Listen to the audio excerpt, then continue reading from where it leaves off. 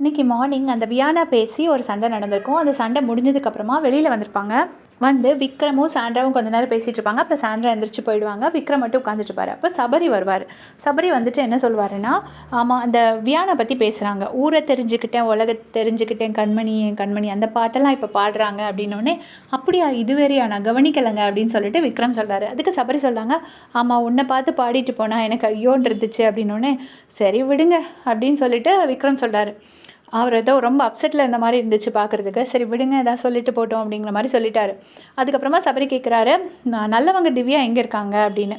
உடனே திவ்யாவா, திவ்யா பற்றி தெரியும்ல உங்களுக்கு அப்படின்னு சொல்லிட்டு இவர் யார் விக்ரம் சொல்கிறாரு. அதுக்கு சபரி சொல்கிறாங்க, இல்லை இன்னைக்கு மார்னிங் அப்படி பேசும்போது நீங்களான்னு அவங்க சொன்னது எனக்கு பயங்கர கோவம் வந்துருச்சு. அப்போ தான் எனக்கு அவங்களோட பெர்ஸ்பெக்டிவ் தெரிஞ்சுது. இந்த நீங்களான்னு எதை மீன் பண்ணுறாருன்னா, வியானா வந்து இப்படி யாருமே தன்னை ஒத்துக்கலை, யாருமே என்னை அக்செப்ட் பண்ணிக்கலை அப்படின்னு சொல்லும்போது திவ்யா வந்து அதை எக்ஸ்பிளைன் பண்ணியிருப்பாங்க.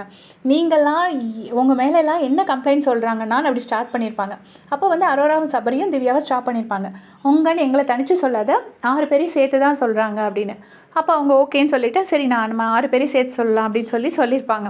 அதாவது என்ன என்கிட்ட வியானா கம்ஃபர்டபுளாக ஃபீல் பண்ணேன்னு சொன்னால் அதனால தான் நான் ஃபஸ்ட்டு என்னை இன்க்ளூட் பண்ணல, உங்களுக்கு அதில் ப்ராப்ளம் இருக்குன்னா நான் இன்க்ளூட் பண்ணிக்கிறேன்னு சொல்லியிருந்திருப்பாங்க. அதை வந்து சபரி சொல்கிறாரு. அப்போ தான் எனக்கு தெரிஞ்சுது அப்படின்னே, திவ்யா பற்றி தெரியாதா, இந்த திவ்யாவும் திவ்யா சார்ந்ததும் மட்டும்தான் திவ்யா அப்படின்னு சொல்லிட்டு விக்ரம் சொல்கிறாரு. அதுக்கு சபரி சொல்கிறாங்க, எனக்கு இப்போ தான் நல்லாவே புரியுது அப்படின்னு சொல்லிட்டு. அதுக்கப்புறமா சபரி அந்த இடத்த விட்டு எந்திரிச்சு போயிடுறாங்க. சாண்ட்ரா வந்துடுறாங்க. ஸோ இதே மாதிரி லைவ் அப்டேட் செஞ்சுக்க சேனல் சப்ஸ்கிரைப் பண்ணிக்கோங்க. தேங்க்ஸ் ஃபார் வாட்சிங்.